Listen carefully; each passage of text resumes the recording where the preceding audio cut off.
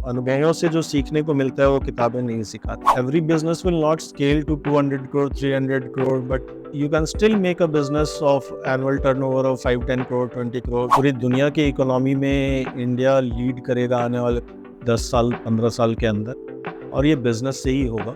अभी दी बेटर एक फॉर्मूला है कि फ्रंट कवर पे छपना है या 1000 करोड़ का बिजनेस बिल्ड करना है। उसका रीज़न ये था कि मुझे ये प्रॉब्लम सॉल्व करना है जो कि मैं नौकरी में रहते हुए नहीं कर सकती। मुक्केबाजी के खेल में जीतता वो नहीं है जो जोर से मारता है, जीतता वो है जो आखिरी तक खेलता है। डिसीजंस आर नेवर राइट और रॉन्ग, इट इज टाइमली। इसी जगह पे बैठ के, इसी शहर में बैठ के मैं 1000 करोड़ का बिजनेस बिल्ड करूंगा। ना मैं तो फिर भी अब काफ़ी कुछ हो गया, बट आफ्टर वर्क लाइफ जो है कुछ भी नहीं है। Workshop on digital marketing, how Zepto is doing it, how Blinkit has done. Hi everyone, welcome to In-Depth Podcast. आज हमारे पॉडकास्ट के सेशन में एक बहुत ही स्पेशल गेस्ट आए हैं, डॉक्टर नीरज झा। इनका स्टार्टअप है हनुमान केयर के नाम से। आज इन्होंने हमारे साथ अपनी जर्नी शेयर करी है। अब इन्होंने बताया है कैसे इन्होंने अपने स्टार्टअप को स्टार्ट किया, कैसे 2020 जैसे टाइम में इन्होंने अपने स्टार्टअप को रेज किया, स्केल किया, और साथ में बहुत ही ऐसे इंपॉर्टेंट टॉपिक्स के बारे में इन्होंने डिस्कस करा है जो कि एक एस्पायरिंग एंटरप्रेन्योर्स और एग्जिस्टिंग एंटरप्रेन्योर्स के लिए बहुत ही ज़्यादा बेनिफिशियल है। तो हमारे इस पूरी जर्नी को ज़रूर देखें। हमारे आज के पॉडकास्ट बहुत ही ज़्यादा बेनिफिशियल और इंटरेस्टिंग है, तो please stay tuned with us. Hi, welcome to in-depth podcast. So starting से मैं बस आपको ये पूछना चाहती हूँ, why do you name your startup Hanuman care? Because generally लोग बहुत ही यूनिक नाम खोजते हैं, इंग्लिश नाम खोजते हैं, but this name has something uniqueness. तो इसका रीजन क्या है? लॉन्ग स्टोरी, बट शॉर्ट में बताने की कोशिश करूँगा। पहला तो मेरा इंग्लिश से कोई फैसिनेशन नहीं है, ठीक है, मैं बोल लेता हूँ, लेकिन मुझे हमेशा से ये लगता है कि इंग्लिश जो है वो भाषा मात्र है, वो कोई ज्ञान का स्टैंडर्ड नहीं है कि कोई अंग्रेज़ी बोल रहा है तो अच्छा आदमी है, बड़ा आदमी है, ज़्यादा कुछ जानकार है। उसका कोई फैसिनेशन नहीं है। जहाँ तक नाम के बारे में है, तो नाम में ऐसा था कि हम लोगों ने जब ये कंपनी बनाई और हमें पता था कि हम इमरजेंसी हेल्थ केयर में काम कर रहे हैं, तो हम लोग बहुत ही ना मिलता जुलता नाम रखना चाहते थे। जैसे ओला के मॉडल पे एम्बुलेंस बिल्ड कर रहे थे, तो हम एम्बुलेंस पहला नाम हमारे मन में था। बट फिर हमने जो है एक आर्टिकल पढ़ी जिसमें ये लिखा था कि आपकी कंपनी का नाम आपकी कंपनी के काम को दर्शाए, ये ज़रूरी नहीं है। जैसे ज़बोंग देखिए, अमेज़ॉन देखिए, फ्लिपकार्ट देखिए, नोबडी, मतलब आप नाम से नहीं बता सकते ओला है, ओयो है, किसी को नहीं पता चलता है कि ये क्या है, but they have grown as a brand कि अब मतलब ओला लोगों को पता है कि कैब है। तो उसी सिलसिले में हम लोग एक वाइट बोर्ड एक्सरसाइज कर रहे थे कि विजन बोर्ड क्या है, कंपनी का पर्पस क्या है। तो जो प्रोमिनेंट वर्ड्स थे वो थे हेल्प, जो है हमारा एक मोटो है, एक्सेसिबिलिटी का प्रॉब्लम सॉल्व कर रहे हैं, एक्यूट केयर का प्रॉब्लम सॉल्व कर रहे हैं, तो उससे जो है, और नीड बेस्ड सर्विस थी। तो पहला नाम निकल के आया था हाँ, help accessible in acute need. तो हमने सोचा हम हर किसी को हाँ कहेंगे, but then it was a utility vehicle and man stands for mankind. तो मेरे पिताजी ने बोला कि Hanuman needs a digital era rebirth, so this is a story of birthing of Hanuman. Very interesting because तो आपने बोला emergency care, then why you choose emergency care? Because health care में क्या है कि लोग हेल्थ केयर में emergency care is very risky, specially for a startup. तो 3 रीजंस थे। पहले तो मेरा 10 साल का कैरियर में जिस चीज़ पे सबसे ज़्यादा मैंने फोकस किया था और मेरी सक्सेस स्टोरी है, चाहे मैं एज अ क्लिनिशियन जब काम कर रहा था तो भी प्री हॉस्पिटल केयर मेरा एक्टिव डोमेन था काम करने का। दूसरा, जब मैं as a PNL leader hospital में ऑपरेशंस देखता था तो भी मेरा मेजर फोकस था इमरजेंसी डिपार्टमेंट को बिल्ड करना। और तीसरा जो है वो एक प्रॉब्लम स्टेटमेंट इतना वाइड है। As a management student, you always look for the problems and you always look for the solutions. तो मेरे दिमाग में एक स्टेटमेंट जो है ना बहुत हॉन्टिंग होती है हमेशा, जो डॉक्टर्स बोलते हैं इमरजेंसी डिपार्टमेंट में कि थोड़ा पहले ले आते तो बचा लेते। अब ये थोड़ा पहले जो है कुछ लोगों ने रियल लाइफ में सुना है और अपने नज़दीकी लोगों को खोया है, उनके लिए वो काफ़ी हॉन्टिंग है। कुछ लोगों ने मूवीज़ में देखी है तो देख के भूल जाते हैं, बट हम लोग इसको रोज़ ही सुन रहे थे किसी ना किसी के जरिए। तो हमें ये लगा कि ये इसको सॉल्व करते हैं, इसके प्रॉब्लम्स क्या है आइडेंटिफाई करते हैं। तो मुझे ये लगा कि आज भी हमारे देश की 60% आबादी गाँवों में रहती है और उनके लिए राइट टाइम पे हॉस्पिटल पहुंच पाने में बहुत सारे बाधाएं हैं, जिसमें से एक बाधा जो है वो ट्रांसपोर्टेशन का है। राइट टाइम पे ट्रांसपोर्ट की एक्सेसिबिलिटी मिल पाना ताकि वो राइट टाइम पे गोल्डन आवर के अंदर हॉस्पिटल पहुंचे। और बहुत ही स्टार्टिंग डेटा है, लाइक एवरी 18 मिनट में there is a emergency happening, there is a road accident happening. Road accident is the third leading cause of death in our country. But लोगों को ध्यान कम होता है, क्योंकि अगर आप हार्ट डिसऑर्डर की बात करें, डायबिटीज़ की बात करें, तो लोग उसके साथ कई सालों तक जीते हैं। तो आपको एक बड़ी आबादी दिखेगी जिसको हार्ट डिजीज़ है, लेकिन जो ट्रॉमा में जिसने लाइफ खोया है वो फैमिली आगे आती नहीं है, बोलती नहीं है, वो वन टाइम इंसिडेंट से हुआ और लोग भूल गए। तो वो जो है गवर्नमेंट की नज़र में डेटा में कम दिखता है, but data says that trauma is the third leading cause of death in our country. तो ये 3 कंट्रीब्यूटर्स थे जिसमें मुझे लगा कि मेरी कोर कॉम्पिटेंसी है। प्रॉब्लम स्टेटमेंट बहुत बड़ा है, और अगर एक मायने से, बिजनेस मायने से देखेंगे तो ये इतना स्केलेबल है, इतनी बड़ी आबादी को हर समय इमरजेंसी की रिक्वायरमेंट है। That is why I choose to build something on emergency health care. What is your qualification? So I'm basically an Ayush doctor turned into a hospital administrator. I have my trainings in emergency care services from Apollo Hospital, Ahmedabad. I further pursued my masters in emergency care services. और मैंने काफ़ी लंबा time जो है Apollo hospital, Wockhardt और EMRI के साथ emergency care services पे बिताया है। और उसके बाद post my MBA and MPhil in hospital health systems management Pilani से मैंने पढ़ा। CNC वेल्लोर में कुछ दिन काम किया, तो मुझे लगा कि health care management is a good career opportunity. I further pursued on healthcare operations management, quality, and everything that you can name in healthcare. I have actually lived up to it. So what was the year you founded Hanuman Care? This was 2020 June, the official start of the company, but we were ideating on Hanuman Care since 2019 November. So November till April we were building on tech and services, and we actively launched it in June. So in India, as per the data, 11,000 से ज़्यादा health care startups हैं, and still India में health care की system आप जानते होंगे कितनी poor है। इंडिया में health care accessibility 193 out of 195 को रेट किया गया है। So what do you think, what is the main reason कि अभी भी इंडिया में हेल्थ केयर सर्विसेज इतने पुअर है? एक तो डेमोग्राफिक चैलेंज है। India is not like rest of the world. अगर आप बिहार, यूपी और झारखंड देख लें तो ये 7 यूरोपियन कंट्रीज़ की पॉपुलेशन और जियोग्राफिकल साइज़ है। एक तो डेमोग्राफी और जियोग्राफी दोनों ही रेस्ट ऑफ द वर्ल्ड से काफ़ी अलग है, और मुझे ऐसा लगता है कि हम लोगों ने थोड़ा स्लो प्रोग्रेस किया पोस्ट इंडिपेंडेंस, जो कि अब काफ़ी एनकरेजिंग ट्रेंड है। उसमें 2 फैक्टर्स हैं। एक तो पोस्ट कोविड लोगों को ये रियलाइज़ हुआ, एक्चुअली कोविड ने आके इंडियन हेल्थ केयर सिस्टम पे एक तमाचा जड़ा है कि भाई सुधर जाओ, नहीं तो तुम मर जाओगे। और दूसरा जो है, गवर्नमेंट इनिशिएटिव्स भी across state governments and central government काफ़ी अच्छी हुई हैं। GDP स्पेंड बढ़ा है, जिसकी वजह से मुझे लगता है कि अब काफ़ी एनकरेजिंग ट्रेंड है। But yes, one is the geography and demography of health care which is very different from rest of the world. Second, of course, tech invasion और tech adaptation in healthcare in India is much poorer than rest of the, or I'll say west of the world. अगर आप देखेंगे तो आज भी 60% of Indian hospitals do not have a basic website even, कि आप एक हॉस्पिटल पे के वेबसाइट पे गए, देखा कौन डॉक्टर काम करता है, क्या चार्जेस हैं। ट्रांसपेरेंसी काफ़ी लैक करती है इंडियन हेल्थ केयर इकोसिस्टम। और गवर्नमेंट और प्राइवेट हॉस्पिटल्स के बीच की ब्रिजेस जो है वो गवर्नमेंट ने बिल्ड नहीं की है। एक तरफ आप अगर देखेंगे तो government health care facilities overwhelmed है। 700 बेड का हॉस्पिटल है, 900 पेशेंट्स एडमिट है। OPD लोड अगर वो दिन का 100 OPD देख सकता है तो वहाँ 500 पेशेंट्स जा रहे हैं। दूसरी तरफ आप प्राइवेट हॉस्पिटल्स देखेंगे तो वहाँ बेड्स खाली रह रहे हैं। गवर्नमेंट जो है प्राइवेट हॉस्पिटल और गवर्नमेंट हॉस्पिटल के बीच में ब्रिज नहीं कर पा रही है। और तीसरा जो एक बड़ा रीज़न है वो availability of doctors and all health care professionals are very less in India. We are not producing enough doctors in our country.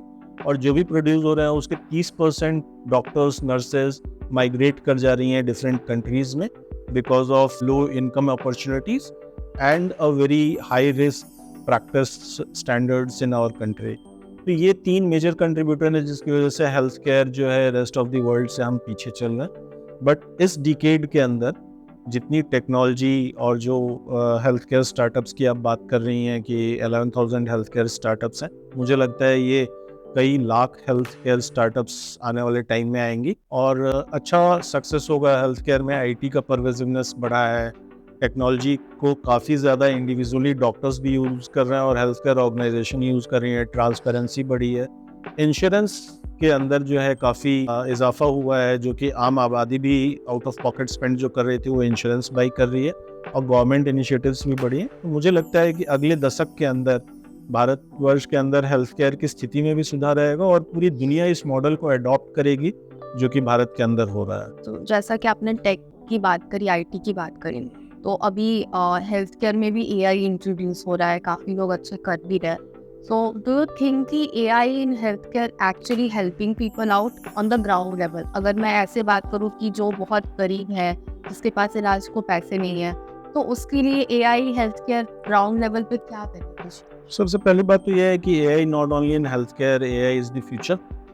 जैसे हम लोग बोलते थे आज से 5 साल पहले तक कि अगर आप डिजिटल नहीं होंगे अगले 10 साल में तो आप मार्केट से बाहर हो जाएंगे, शायद मर भी जाएं। वैसे ही AI is the future and AI is actually revolutionising the health care. जो अभी हम देख रहे हैं this is the tip of the iceberg and ये जो आप बोल रहे हैं कि बॉटम ऑफ पिरामिड में जो गरीब लोग हैं, जो आखिरी समाज के आखिरी पायदान पे खड़े लोग हैं, इनको एआई कैसे बेनिफिट करेगा, ये एक लॉन्ग जर्नी डेफिनेटली है, बट ये जर्नी ना एक दशक की नहीं होगी। अगले 3 से 5 साल के अंदर आप देखेंगे कि जैसे एंड्रॉयड आया और डेटा इंडिया में सस्ता हुआ तो हर किसी के हाथ में मोबाइल आया और लोग बोलते थे, हमारे पार्लियामेंट तक में बहस होती थी कि कैसे एक आदमी यूपीआई ट्रांजैक्शन करेगा, कार्ड कैसे यूज़ करेगा। और आज मतलब बहुत बड़ी आबादी जो है यूपीआई यूज़ कर रही है क्योंकि इंडिविजुअल यूजर्स उसको यूज़ कर पाए।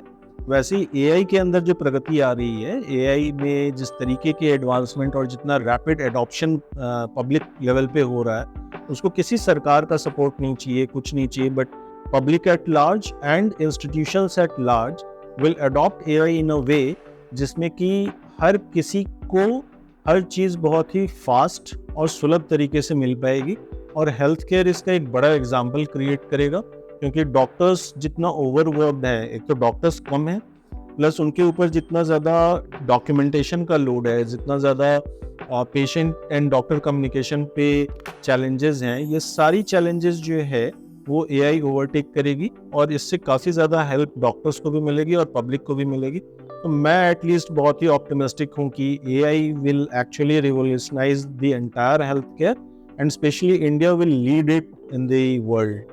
तो अगर मैं बिजनेस की बात करूँ, so what do you think a role of a mentor in a startup और एनी बिजनेस ओनर? एक मेंटर की क्या इम्पोर्टेंस होती है बिजनेस ओनर की लाइफ? बिकॉज मैंने बहुत सारे लोगों से बात करी है, तो स्टार्टअप तो बहुत लोग स्टार्ट कर देते हैं बट उन्हें रियलाइज़ नहीं होता कि उन्हें एक गाइडेंस की नीड है। वो सब बस स्टार्टिंग से ही फंड के पीछे भागते हैं। नॉट ओनली गाइडेंस नैन्सी, मतलब तुमने बहुत सही सवाल पूछा है। मेंटोर जो है ना सिर्फ स्टार्टअप नहीं, एवरी वॉक ऑफ लाइफ में आपके पास होना ज़रूरी है। मेरी कंपनी का नाम हनुमान केयर है, तो मैं एक एग्जांपल आपको दे रहा हूँ कि मेंटोर जो है ना आपके ज़िंदगी का जामवंत होता है, जो आपको आके बताता है कि तुम शक्तिहीन नहीं हो, उठो और अपने ध्येय को साधो और बढ़ो। कठिन है लेकिन ये तुम कर सकते हो।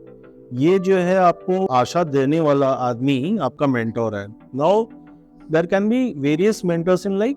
कभी जब बिजनेस जो है स्पेशली एंटरप्रेन्योरशिप जो है ना वो बहुत ही लोनली जर्नी होती है। आपके अंदर कई बार आप ऐसी परेशानियों में घिरे होते हैं कि आप अपने माँ से, अपने पिताजी से, अपनी बीवी से, अपने दोस्तों से तक नहीं कह पाएंगे। लोगों को लगता है कि आप बहुत पैसा कमा रहे हैं, एक्चुअली आपके जेब में पैसे नहीं हैं।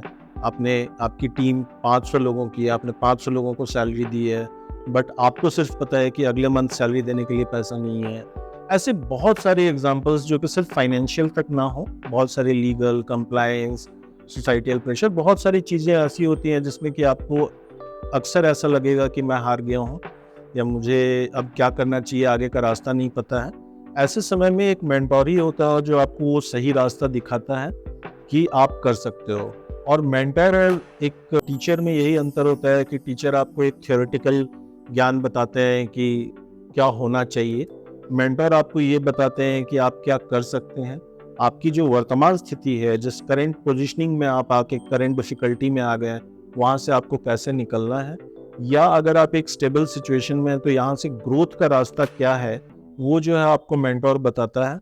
इसीलिए हर वॉक ऑफ लाइफ में, चाहे आप बिजनेस कर रहे हो, चाहे नौकरी कर रहे हो, अगर आपको ज़िंदगी में ग्रो करना है तो आपके पास अगर एक अच्छा मेंटोर हो तो आप डेफिनेटली ग्रो करेंगे। अगर मैं बात करूँ, एक अर्ली स्टेज स्टार्टअप है, तो व्हाट आर द वेज जो एक मेंटर वो सेलेक्ट कर सकता है? Again very very valid question, क्योंकि मेंटोर ना आजकल मैं देखता हूँ कि एक बहुत ही फैंसी वर्ड भी हो गया है। हर कोई अपने आप को मेंटोर जो है वो प्रेजेंट करते हैं, बट ये जिम्मेदारी जो है मेंटोर बनने वाले के ऊपर कम, जो मेंटोर खोज रहे हैं उनके ऊपर ज़्यादा है कि आप राइट मेंटोर का सिलेक्शन करें। क्योंकि business is all about knowing your problem statements right, ask the right question. The first principles जो बोलता है ना कि ask the right question then you will get the right solution. So आपको अपनी परेशानी सही पता होनी चाहिए कि आप कहाँ फंस रहे हैं, या आपको रुकावट कहाँ आई है, आप किस प्रॉब्लम स्टेटमेंट को डिफाइन कर रहे हैं। सपोज कई बार क्या होता है कि पैसा ना होना प्रॉब्लम नहीं है, लेकिन ग्रोथ का ना होना प्रॉब्लम है, या आपके पास पैसे पड़े हुए हैं और आप ग्रोथ नहीं कर पा रहे हैं। तो आपको ज़्यादा पैसा चाहिए या वो स्ट्रैटेजी चाहिए कि ग्रोथ कर पाएँ? स्ट्रैटेजी है लेकिन लोग नहीं हैं, तो आपको राइट पीपल का सिलेक्शन में चैलेंज है, या आपके बिजनेस प्लान में प्रॉब्लम है। ये अगर आपने आइडेंटिफाई कर लिया तो आप राइट मेंटोर भी आइडेंटिफाई कर लेंगे। सो प्रॉब्लम स्टेटमेंट डिफाइन करना एक सबसे बड़ा पहला कदम यही है। दूसरा जो मुझे लगता है ना कि बिजनेस में एक सबसे इम्पॉर्टेंट चीज़ ये है कि अगर आप पूरी दुनिया के अंदर देखेंगे तो जो सक्सेसफुल बिजनेसेस हैं वो हमेशा कहते हैं कि if you can work, select and keep people accountable who are smarter than you, 10 times, 100 times smarter than you, then only you will grow and you will scale fast. तो अगर आप किसी मेंटोर को ले रहे हैं तो ऑफ कोर्स वो आपसे ज़्यादा काबिल है, आपसे ज़्यादा अनुभवी है। तो उस आदमी को जो आपसे ज़्यादा अनुभवी है और आपसे ज़्यादा काबिल है, उस आदमी के KPIs आप कैसे फिक्स कर सकते हैं, उससे जो आपकी आशाएं हैं वो कितना खुल के आप बोल सकते हैं, और उनके दिए गए एडवाइस को आप कितना ब्लंटली, क्योंकि वो कहते हैं ना कि फूल बनने की खुशी में मुस्कुराई थी कली, क्या खबर थी उसको कि गयूर मौत का पैगाम है। आप एक आदमी को लेकर के तो आ गए, आप खुश भी हो गए, आप फूल की तरह खिल भी रहे हैं, लेकिन उसके एडवाइस पे चलने से जो कठिनाई आएगी क्या वो आप सहने के लिए तैयार।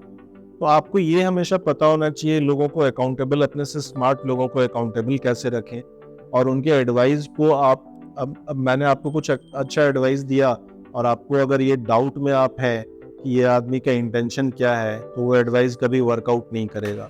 सो मेंटोर के ऊपर पूरी तरीके से समर्पण भाव आपको डालना ही होगा कि वो जो बोल रहा है। जिम्नास्टिक अगर आपने देखी होगी सर्कस में, तो एक लड़की ऊपर से कूद जाती है इस भरोसे से कि नीचे वाला पकड़ लेगा। अगर उसके मन में रंच मात्र भी ये डाउट आ जाए कि नीचे गिरूंगी तो ये पकड़ेगा कि नहीं, सुबह इससे मेरा झगड़ा हुआ है, बातें हुई है, तो वो गिर जाएगी। तो मेंटरशिप में मेंटोर एंड मेंटी में यही रिलेशनशिप है कि मेंटोर अगर आपको बोल रहा है कूद जा तो तुमको कूदना है। वो समर्पण भाव के बावजूद आपको उस आदमी को अकाउंटेबल रखना अगर आता है तो मेंटोर मेंटी का रिलेशनशिप बहुत अच्छा चलेगा। और हर किसी को ये चीज़ सीखना ही है। अगर आप बिजनेस में सक्सेस करना चाहते हैं तो आपको ये मेंटोर मेंटी रिलेशनशिप मेंटेन करना और एक अच्छा मेंटोर खोजना मस्ट। अभी आपने एक वर्ड बोला अकाउंटेबल, तो आई हैव रेड समवेयर कि बिजनेस ओनर्स में सबसे बड़ी प्रॉब्लम होती है कि वो अकाउंटेबिलिटी लेना भूल जाते हैं। आपने स्टार्ट तो कर दिया, बट बिकॉज आप एक जॉब नहीं कर रहे हो, तो कोई है नहीं आपके ऊपर जो आपको ये रियलाइज़ कराए कि आपको ये करना है, आज के दिन आपका ये टारगेट है। तो इनिशियली या फिर मिड वे कहीं एक सेटल होने के बाद बिजनेस ओनर्स अकाउंटेबिलिटी लेना छोड़ देते हैं और वहाँ से प्रॉब्लम स्टार्ट होती है। So what are your perspectives about this? ये जब नारायण मूर्ति जी ने कह दिया कि 80 आवर्स वर्क डे होना चाहिए, एक देश पांडे है दी बार्बर शॉप वाले, उन्होंने भी बोला कि लॉन्ग वर्किंग आवर्स होना चाहिए। लोग आप देखेंगे स्टार्टअप के अंदर ऑटो में बैठ के काम कर रहे हैं, तो लोगों ने काफ़ी उस पर आपत्ति जताई। तो जो आदमी इस वर्क लाइफ बैलेंस को खोज रहा है वो स्टार्टअप नहीं कर पाएगा, ये मेरा मानना है। मैं गलत हो सकता हूँ, लोगों के पर्सपेक्टिव अलग हो सकते हैं, बट मुझे ये लगता है कि जो आदमी अपने आप को पूर्ण तरीके से झोंक नहीं रहा है बिजनेस के अंदर, वो बिजनेस तो एटलीस्ट नहीं कर पाएंगे। वो और भी वॉक ऑफ लाइफ में बहुत अच्छा कर सकते हैं, बट जो स्ट्रेस के लिए तैयार नहीं वो नहीं कर पाएगा, पहला चीज़। दूसरा कि ये पूरा बिजनेस जो है ना अकाउंटेबिलिटी पे है। अगर आप अपने दायित्वों को समझते हैं, अगर आपको ये पता है कि मेरे केपीआईज ये हैं कंपनी के प्रति और मेरे एम्प्लॉयज़ के प्रति, तो आपके एम्प्लॉयज़ भी समझेंगे। लीडरशिप में कहानी सिंपल इतनी ही होती है, if you are not an employ, you are on any chair, but you will have to have a leader inside you, and leadership is all about if others are following you or not. So company के अंदर ना आपका पूरा culture top से bottom बनता है, bottom to top नहीं बनता है। अगर आप अच्छा व्यवहार कर रहे हैं, अगर आप रोज सुबह 8 बजे ऑफिस आ रहे हैं तभी लोग 8 बजे ऑफिस आएंगे, अगर आप 11 बजे ऑफिस आते हैं तो लोग 11:30 बजे आएंगे। सो आपको ये समझना होगा कि अकाउंटेबिलिटी जो है ना, वो अगर मैं 10 चीज़ें गिनूं कि बिजनेस के लिए प्राथमिक आवश्यकताएं क्या है, तो अकाउंटेबिलिटी एक ऐसी चीज़ है जो कि मेन पिलर है कि अगर एक आदमी अपनी लाइफ के प्रति अकाउंटेबल है तभी वो बाकी चीज़ों के प्रति सीरियस होगा, अकाउंटेबल होगा और ग्रो करेगा। मार्केटिंग स्ट्रैटेजीज की बात करें तो एक सर्विस बेस्ड बिजनेस और प्रोडक्ट बेस्ड में दोनों में बहुत डिफरेंस होता है, तो उनकी स्ट्रैटेजीज भी अलग होती है। तो आप क्या सजेस्ट करोगे अगर कोई एक सर्विस बेस्ड स्टार्टअप कर रहा है इररिस्पेक्टिव ऑफ सेक्टर, तो उसकी फर्स्ट मार्केटिंग स्ट्रैटेजी क्या होगी? देखिए, अगर बुक की डेफिनेशन से जाएंगे ना तो मार्केटिंग जो है is a mix of many thing, but जो सिनेरियो बदला है उसमें मुझे लगता है मार्केटिंग में ना कंटेंट का एक बहुत बड़ा रोल है, और बाज़ार के प्रति अपनी आंखें खुली रख के करंट ट्रेंड को पकड़ते हुए आपको एक्टिव मार्केटिंग स्ट्रेटजीज बिल्ड करनी होगी। क्योंकि जो किताबों में हमने पढ़ा था, जब मैं एमबीए कर रहा था उस समय जो पब्लिक बिहेवियर था, कंज्यूमर बिहेवियर जिसको हम बोलते हैं कि घर में टूथपेस्ट क्या आएगा, वो पहले पिताजी डिसाइड करते थे, फिर माँ डिसाइड करने लगी, आज मेरे बच्चे डिसाइड करते हैं। तो मार्केट को स्टडी कर पाना जो है वो सबसे इम्पॉर्टेंट चीज़ है, तभी आप किसी स्ट्रैटेजी पे पहुंचेंगे। और स्ट्रैटेजी जो है करंट पॉपुलेशन के कंज्यूमर के बिहेवियर पे डिपेंड करता है। आप किसी भी सर्विस बिजनेस में हो, आप टीचिंग कर रहे हो, एडटेक कंपनी चला रहे हो, आप सलून कर रहे हो, आप हेल्थ केयर कर रहे हो, करंट कंज्यूमर ट्रेंड को समझने के बाद ही कोई मार्केटिंग स्ट्रैटेजी बनेगी। और मार्केटिंग स्ट्रैटेजी आज के डेट में बहुत ज़्यादा कंटेंट रिच होना चाहिए, क्योंकि people are looking for you across the platform. आप अच्छे हैं उससे मतलब नहीं है, आपका प्रोडक्ट बहुत अच्छा है, आपकी सर्विस बहुत अच्छी है उससे मतलब नहीं है। लोग आपके पास आएंगे तभी जब वो आपको अक्रॉस द प्लेटफॉर्म देखेंगे। And when I am saying across the platform, I am not just meaning digital media, I am saying all kind of media possibility, all kind of walk of life. आपके घर से निकलते समय और घर वापस आते समय अगर किसी ने आपको 5 बार देखा है तभी जाकर के आप एक एक्टिव ब्रांड बन पाते हैं। और at the base it is always कि मार्केटिंग जो है वो प्रोडक्ट लेड भी होती है, कि प्रोडक्ट ही इतना अच्छा है, एक बार कंज्यूमर ने यूज़ किया तो वो आपको बार बार यूज़ करेगा ही करेगा। तो वो डिपेंड करता है कि आप प्रोडक्ट लेड कर रहे हैं या किस तरीके से कर रहे हैं। बट लार्जली यस, कंज्यूमर के बिहेवियर को समझ पाना और करंट ट्रेंड पे बने रहना जो है वो मेजर मार्केटिंग स्ट्रेटेजी का हिस्सा है। और आपको बहुत ज़्यादा डिजिटल मीडियम के ऊपर जो है अपनी एक्सेसिबिलिटी बढ़ानी होगी। जैसा आपने बोला कि 2020 में आपने स्टार्ट किया था स्टार्टअप को, तो उस टाइम पे बिहार में स्टार्टअप स्टार्ट करना एक अपने आप में बहुत बड़ी बात थी। तो आपको क्या फील होता है तब का स्टार्टअप इकोसिस्टम, आज का इकोसिस्टम, आप कैसे कंपेयर करते हो और कैसे देखते हो? नहीं, डेफिनेटली 2020 में मुझे लगता है कि आज की तुलना में अगर देखेंगे तो 1 to 10 के स्केल पे आज अगर हम 5 पे हैं तो उस समय शायद हम लोग 2 पे थे। लेकिन ये डिस्कशन जो ना हर समय रहेगा। आज जिस आदमी ने आज शुरू किया है स्टार्टअप, वो 2030 में अपने आप को देखेगा तो उसको भी वही फीलिंग आएगी जो आज मुझे आ रही है। तो टाइम के साथ चीज़ें तो बदलती ही हैं और पूरी दुनिया जो है वो बिज़नेस को अब समझ रही है। बिहार एक ऐसा अनूठा प्रदेश है जहाँ लोग स्टार्टअप तो छोड़िए, बिजनेस को ही एक निगेटिव टर्म में देखते हैं। अगर आप किसी भी मीडियम से पैसा ज़्यादा कमा रहे हैं तो लोग समझते हैं कि आप कुछ गलत काम कर रहे हैं तभी आप पैसा कमा रहे हैं। सो यहाँ पे कभी भी लाइमलाइट में आने की कोशिश कोई करता नहीं है। अगर आप पैसा कमा भी रहे हैं तो लाई लो रहता है, आदमी पैसा इधर उधर ज़मीन में इन्वेस्ट कर देता है। स्टार्टअप्स आर यूजुअली ब्राइटर, थोड़ा चमक धमक है, थोड़ा लोग को अर्ली रिकॉग्निशन मिल जाती है। और हमने जब शुरू किया था तब तो हमारे साथ ये एक पॉजिटिव पॉइंट था कि बहुत कम स्टार्टअप्स थे और हमें काफ़ी अर्ली फंडिंग भी मिली, तो हमें काफ़ी अर्ली रिकॉग्निशन भी मिला, तो हमें उसका बेनिफिट भी मिला। बट ये एंटरप्राइजिंग होने का अपना रिस्क भी होता है। बट ओवरऑल अगर मैं देखूं इकोसिस्टम के बारे में, तो मुझे ये लगता है कि इकोसिस्टम काफ़ी तेज़ी से बदला है और बहुत पॉजिटिव बदलाव आए हैं। आज इन्वेस्टर भी बिहार की मार्केट की तरफ देख रहे हैं, बिहार के स्टार्टअप्स की तरफ देख रहे हैं। गवर्नमेंट का सपोर्ट भी, मतलब 10 फोल्ड्स गवर्नमेंट का सपोर्ट भी बढ़ा है, बहुत ही पॉजिटिव नज़रिए से देख रही है गवर्नमेंट। कमियां हर समय रहेंगी, उसको हम लोगों को मिल के जो है आगे बढ़ना है। बट लास्ट में एक पॉइंट ज़रूर बोलूँगा कि बिज़नेस जो है ना, वो अक्रॉस यूनिवर्स बिजनेसेस ने पॉलिसीज़ बनाई हैं, बदली हैं, और बिज़नेस किसी सरकार के भरोसे, किसी इन्वेस्टर के भरोसे नहीं बिल्ड होता है। पूरी दुनिया ने बिज़नेस जो है वो बिल्ड किया है पावर सेंटर में रह करके, कमज़ोर हो करके, कि सरकार ने मदद नहीं किया, इन्वेस्टर ने पैसा नहीं दिया, वो बिजनेसेस मरी जाती हैं। बिजनेसेस को अपने बल पे ही खेलना होता है। तो अब अगर मैं पूछूं कि फंड रेजिंग को माइंड में रखते हुए अगर कोई स्टार्टअप स्टार्ट करता है कि मुझे फंड रेज ही करना है, otherwise I can not survive, तो क्या ये सही तरीका है, या फिर फंड रेजिंग का एक कोई सर्टेन लेवल होता है जिसके बाद लोग को सोचना चाहिए कि हाँ, I have come from 0 to 1, now I can think about fund raising? Fund raising का कोई लेवल नहीं है। अब प्री सीड लेवल पे भी इंडिया में फंडिंग हो रही है अब। लेकिन जो आपका स्टेटमेंट है ना पहला, कि अगर कोई ये सोच रहा है कि मुझे फंड रेज करना है इसलिए बिजनेस बिल्ड किया है, तो वो बिजनेस बंद होगा ही होगा। कभी लंबा रास्ता नहीं चल सकता है। I always say that we are in a business and we need fund to run this business, therefore we are fundraising. We are not in the business of fundraising and we have not built a business for fundraising. तो अगर आप business build ही कर रहे हैं कि आपको fundraise करना है, तो वो तो बिजनेस कभी खड़ा ही नहीं है। पैसे से कोई भी बिजनेस बन सकता है, चल नहीं सकता है। बिजनेस चलता है कंज्यूमर के ट्रस्ट से। If you are not consumer funded, you will not survive, period. Investor आपको 100 करोड़ दे दे, 1000 करोड़ दे दे, 10,000 करोड़ दे दे, if your customer is not paying for you enough कि आपकी यूनिट इकोनॉमिक्स बन जाए, आपके खर्चे निकल जाए, तो आपका कोई भी बिजनेस दुनिया में नहीं चलेगा।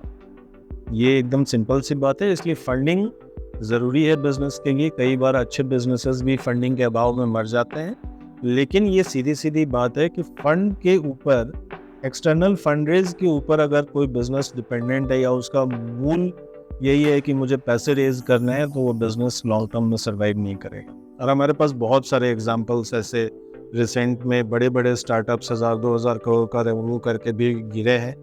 तो वी कैन अंडरस्टैंड आज के डेट में कि fund raising is not the business. The business need some funds, but if you are only in the business of fund raising, will certainly fail. Bihar में एक एम्प्लॉयमेंट की हमेशा से प्रॉब्लम रहती है, बिकॉज वी नो कि जैसे ही कोई एजुकेशन कंप्लीट करता है वो आउट ऑफ बिहार में बढ़ जाता है। तो स्टार्टअप्स भी काफ़ी इस पे इफेक्टिव हैं। इनको अच्छे टीम नहीं मिलते हैं, अच्छे लोग नहीं मिलते हैं, अच्छे को फाउंडर्स नहीं मिलते हैं। तो आपने भी ऐसे चैलेंजेस फेस करे हैं, और आप क्या स्ट्रैटेजी चूज करते हो एक अच्छी टीम? बहुत, मतलब ये एक पेन पॉइंट है। अगर आप बोलें कि सरकार का इकोसिस्टम कैसा है, इन्वेस्टर पैसा दे रहा है कि नहीं दे रहा है, इन सबसे बड़ी समस्या ये है कि यहाँ पे अभी भी वर्कफोर्स जो है वो अच्छे लोग बाहर जा चुके हैं, और जो है वो अच्छे नहीं है ऐसा मैं नहीं कहूँगा, बट वो डिसिप्लिन नहीं है। आज अगर मैं देखूँ तो क्वालिफिकेशन वाइज ना, मेरी टीम में भी, मैं पर्सनल एग्जांपल में बोलता हूँ, मेरी टीम में बहुत अच्छे अच्छे लोग हैं क्वालिफिकेशन में, but if still I talk about discipline, तो मुझे लगता है कि यही बच्चे, अगर मेरा ऑफिस दिल्ली में होता, मुंबई में होता, तो शायद इनका work culture, work discipline 10 times better होता जो आज यहाँ पटना में रह के है।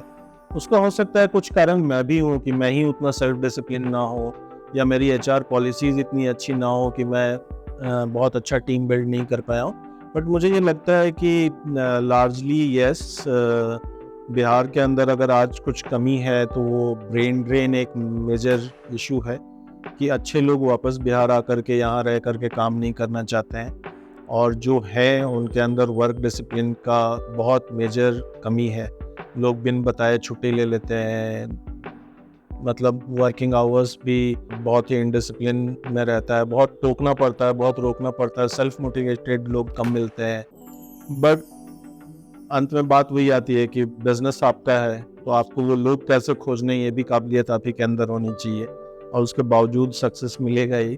बट यस, ओवरऑल अगर इकोसिस्टम में देखें तो availability of good human resource, self motivated and startup oriented human resource, that is a major bottom line problem that we are facing. इसके अलावा आप क्या लैक करते हैं यहाँ के इकोसिस्टम में? बिकॉज अगर आप ट्रैवल करते हो बाहर के स्टेट्स में तो आपको एक बहुत अच्छा कल्चर देखने को मिलता है, इवेंट्स हो रहे हैं, लोग गेट टुगेदर कर रहे हैं, इन्वेस्टर्स नहीं भी होते हैं तो स्टार्टअप से एक दूसरे से बात करते हैं, शेयर करते हैं, तो एक बहुत अच्छा इकोसिस्टम है। ये इकोसिस्टम कहीं ना कहीं मुझे लगता है कि यहाँ पे अभी लैकिंग है और लोग समझ भी नहीं पा रहे हैं इसकी रिक्वायरमेंट्स को। तो आपको लगता है कि ऐसा एक इकोसिस्टम अपने आप को लोनली ना फील कराने के लिए और मोटिवेट करने? तो सबसे बड़ी बात ये है ना, जो मैंने पहले भी बोला आपको, कि बिहार में बिजनेस करना ही अपने आप में एक नेगेटिव सेंस में माना जाता है। Right from your family to आपका पड़ोसी, your friends, everyone will either look down कि मतलब तुम कुछ नहीं कर पाए इसलिए बिजनेस कर रहे हो, या वो आप सक्सेसफुल हैं, आप पैसा कमा रहे हैं तो लोग ये तो नहीं बोलेंगे तुम कुछ नहीं कर पाए इसलिए बिजनेस कर रहे हो, बट वो आपको गलत नज़र से देखेंगे कि अच्छा गलत तरीके से पैसा कमाया हो गया। तो वो अपने आप में एक नेगेटिव इकोसिस्टम को पैदा करता है, wherein you are always struggling for a recognition that will always be there। मुझे लगता है आने वाले 5-10 सालों के अंदर शायद कुछ सॉल्व हो। दूसरा, आफ्टर वर्क लाइफ जो है ना, वो बिहार में आज भी, मतलब पटना में तो फिर भी अब काफ़ी कुछ हो गया, बट आफ्टर वर्क लाइफ जो है कुछ भी नहीं है, वो भी एक मेजर प्रॉब्लम है। और तीसरा, इकोसिस्टम में जो है ना, जो एनेबलर्स हैं यहाँ पे, उनके बीच में भी मुझे लगता है कि ना ये समझ नहीं है, क्योंकि every event that is happening in Patna is either a photo shoot or that is a investment oriented program की पैसा चाहिए। बट ये जो स्टार्टअप की जो प्रॉब्लम्स है कि I am a good founder, I know my product, I know my problem statement, I've created a good team, but I don't know digital marketing. So the workshop on digital marketing, how Zepto is doing it, how Blinkit has done it. There is no workshop on strategy building, there is no workshop on team building, there is no HR conclave happening. So ये जो issues है ना, वो बिहार में है, but मैं फिर भी उसमें ऑप्टिमिस्टिक हूँ कि आने वाले 4-5 सालों के अंदर इतने अधिक मात्रा में स्टार्टअप करने के लिए लोग यहाँ आ रहे हैं, आगे आए हैं, तो ये एनेबलर्स भी इन चीज़ों को समझेंगे। जहाँ तक स्टार्टअप के इंटर रिलेटेड कोऑपरेशंस की बात है, वो तो बिहार में काफ़ी कमी है। लोग आपस में इधर बातचीत नहीं करते हैं, या बातचीत करते भी हैं तो एक बहुत ही फॉल्स चेहरा है। नोबडी वांट टू, और ये मैच्योरिटी का प्रॉब्लम है, ऐसा नहीं है कि लोग बुरे हैं, मैच्योरिटी के इश्यूज हैं। हर कोई सिर्फ अपना सक्सेस स्टोरी बताना चाहता है, कोई अपना फेलियर स्टोरी नहीं बताना चाहता, and people learn from failures only. मैं जिस किसी भी जगह पे मुझे कभी भी कुछ बोलने का मौका मिला है, कम जगहों पे जाता हूँ, बट जहाँ भी मुझे बोलने का मौका मिला है, हमेशा लोग मुझसे पूछते हैं आपको आर्ट है कि नहीं है। मैंने बोला ऐप बनाया था, फेल कर गया। क्यों फेल कर गया भाई? Ambulance booking is once in a life time activity, नहीं हुआ, मतलब ऐप यूज़ नहीं हुआ। एंड्रॉयड ने 90 दिन में बोला निकाल दो, 1.5 लाख करीब डाउनलोड्स हुए थे और सब लोगों ने इंस्टॉल कर दिया। तो that is a failure that I have learned from it. So what is the harm accepting it that I've failed while my idea was building a ambulance booking app? It will fail. It failed, and probably there may be other reasons which are unidentified. But then yes, this is a failure that I must tell all these startups, so that who is aspiring to build an app which is once in a lifetime activity, a very low lifetime LTV of the consumer, they must not build an app in the first place and should go and look for consumers with their pertinent problems and how they can solve it without an app. So that is how the ecosystem builds. So people don't talk about their failures in Bihar. Everybody talks of goody अपनी आप समझो तो हर किसी से बात करो तो सब अपने इस्तेहार ही कर रहे होते हैं। They are fantasizing. Yes. That is a problem. मैंने भी बहुत लोगों से सुना है कि ऐप बनाना है, जबकि बहुत सारे ऐसे सेक्टर्स हैं they don't have requirements of app. अगर वेबसाइट है ना, फिर ना वेबसाइट है, Web3 है, व्हाट्सएप पे आजकल इतना कन्वीनियंस है, बहुत सारी नई चीज़ें आ गई हैं। आप व्हाट्सएप बॉट के थ्रू जो है वो पूरा मार्केट प्लेस क्रिएट हो जा रहा है, आपकी ज़रूरत नहीं है बहुत सारी जगहों पे। तो मतलब फैंटेसाइज करके किसी चीज़ को बिल्ड करना कि मेरा भी एक ऐप है वो सही नहीं है। और ये this is one of the example. ऐसे मतलब बीसीओ एग्जांपल्स मैं बोल सकता हूँ जहाँ मैंने पिछले 4 साल में मैंने फेल्योर देखा है और मैं उसको बोलने में कभी नहीं हिचकिचाता हूँ। लेकिन मुझे ना आज तक कोई ऐसा आदमी, ऐसा नहीं कहूँगा कोई नहीं मिला, बट बहुत कम लोग मिले जिसने बोला कि हाँ मैंने ये काम किया था और मैं फेल हो गया तो मेरी लर्निंग ये रही। सब कोई बोलता है अरे मैंने ये तोप ही चला दिया था। तो वो थोड़ा अभी यहाँ पे मैच्योरिटी के इश्यूज हैं, सॉल्व हो जाएगा ये भी। मतलब ऐसा नहीं है कि ये बहुत ही अनसॉल्वेबल काइंड ऑफ प्रॉब्लम है। और जैसे आपने टीम के बारे में बताया, फैमिली के बारे में बताया कि लोग सपोर्ट नहीं करते हैं, तो आपकी मैं इस मामले में लकी था शुरू से ही। मतलब in all walks of my career ना मैंने जब कभी भी बदलाव चाहा है तो ईश्वर ने अभी तक मुझे सक्सेस दिया है। तो मेरी फैमिली का बहुत ज़्यादा ट्रस्ट था मेरे ऊपर कि अच्छा ही करोगे। जैसे मैंने जब मेडिकल प्रैक्टिस छोड़ के I started health care management, मैं गया अपने मम्मी को बोला मैंने कि मैं ऐसे ऐसे कर, बोली ठीक है कर दो। शादी हुई तो वाइफ को फिर मैंने बोला कि मैं अब हेल्थ केयर प्लानिंग डिज़ाइनिंग से निकल के ऑपरेशंस करूँगा। वहाँ भी कोई ऑब्जेक्शन नहीं हुआ, काफ़ी अच्छा रहा। मैं लास्ट कंपनी में मैंने एक क्लस्टर 4 हॉस्पिटल के क्लस्टर को हैंडल किया। 250-300 लोगों की रिपोर्टिंग थी, बहुत अच्छा एनुअल टर्नओवर था। तो मुझे काफ़ी एन्जॉयमेंट मिला, पैसे मिले, रिवॉर्ड्स मिले। जब मैंने स्टार्टअप का डिसीज़न भी किया, मैंने बोला नौकरी छोड़ रहा हूँ, तो सब शौक ज़रूर थे बट किसी ने एकदम अपोज नहीं किया कि नहीं नहीं ही करना है वाला अपोज नहीं था। People asked questions why, what are the benefits, but nobody said no to my plans. आज मैं पलट के देखता हूँ तो मुझे लगता है कि शायद आज मैं उनके साथ जस्टिस नहीं कर पा रहा हूँ, क्योंकि कुछ लेवल पे मैं स्ट्रगल कर रहा हूँ, कुछ जगहों पे मैंने फेलियर्स देखे हैं। तो मुझे ये लगता है कि शायद उस समय कोई बोला होता कि नहीं नौकरी ही करो तो अच्छा होता।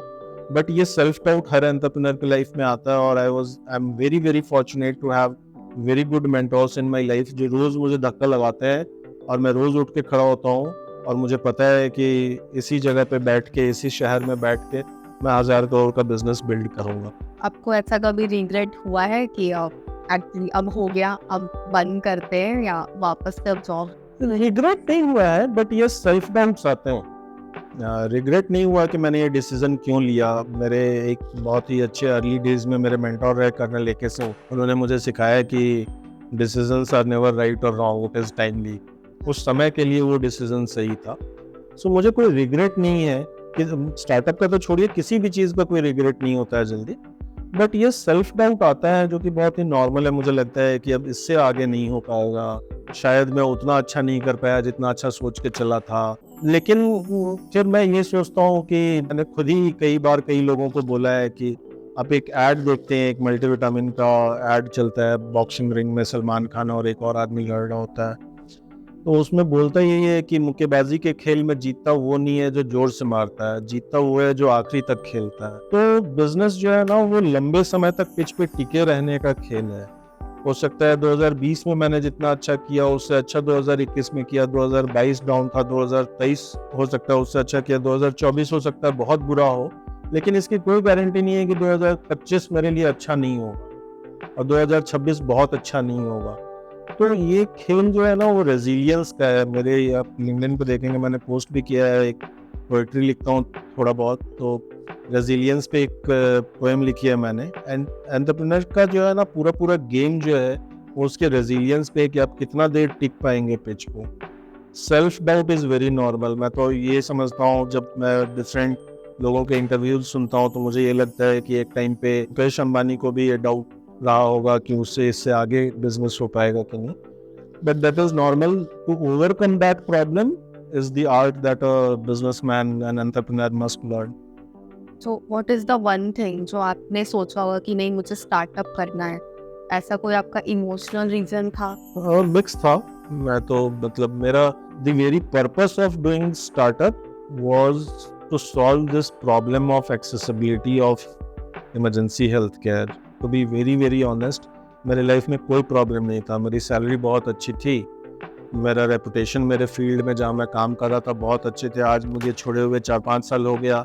आज भी आप उस शहर में जाइए जहाँ मैं हॉस्पिटल चला रहा था तो लोग मुझे बहुत रेस्पेक्ट से याद करते हैं, मेरे एम्प्लॉयज़ मुझे बहुत रेस्पेक्ट से याद करते हैं। बहुत अच्छा कर रहा था अपने करियर में। ये सडन स्विच जो एंटरप्रेन्योरशिप में आया, उसका रीज़न ये नहीं था कि मुझे किसी के फ्रंट कवर पे छपना है या 1000 करोड़ का बिजनेस बिल्ड करना है। उसका रीज़न ये था कि मुझे ये प्रॉब्लम सॉल्व करना है जो कि मैं नौकरी में रहते हुए नहीं कर सकता हूँ, एक। दूसरा, the big boy toys are technology. So मैं काफ़ी किताबें पढ़ रहा हूँ और उस समय में मैं टेक्नोलॉजी पढ़ता था, तो मुझे ये लगा कि भाई ये tech game, digital marketing game, consumer acquisition game, ये ना मैं हॉस्पिटल में रह के नहीं सीख सकता था। तो आज अगर मैं पलट के देखता हूँ तो मुझे ये लगता है कि पिछले 4 साल की जो मेरी अर्निंग है वो डॉलर्स में शायद कम हो, बट मैं जो 2020 में नीरज था और जो 2024 में नीरज है, उसमें 10 गुना इजाफा मेरे स्किल सेट्स के अंदर, मेरी लर्निंग के अंदर, मेरे समझ के अंदर तो आप फ्यूचर जो एंटरप्रेन्योर्स हैं उनके लिए आप क्या अभी मैसेज देना चाहते हैं? क्या ऐसी चीज़ें हैं जो क्वालिटीज़ अगर कोई एस्पायर करता है कि मुझे करना है, या फिर कोई जॉब कर रहा है और चाहता है कि मुझे स्टार्टअप करना है, तो ऐसी क्या क्वालिटीज़ है जो बेसिक है जिनको वो चाहिए ही, उनके पास होनी चाहिए एक स्टार्टअप में सर्वाइव करने? देखो, मैं कोई फिक्स्ड क्राइटेरिया तो नहीं बोल सकता हूँ, बट मुझे लगता है अर्ली द बेटर एक फॉर्मूला है। हर किसी को बिजनेस ज़रूर ट्राई करना चाहिए। इंडिया इज़ अ कंट्री जहाँ बिजनेस की बहुत बड़ी अपॉर्चुनिटी है। पूरी दुनिया की इकोनॉमी में इंडिया लीड करेगा आने वाले 10 साल 15 साल के अंदर, और ये बिजनेस से ही होगा।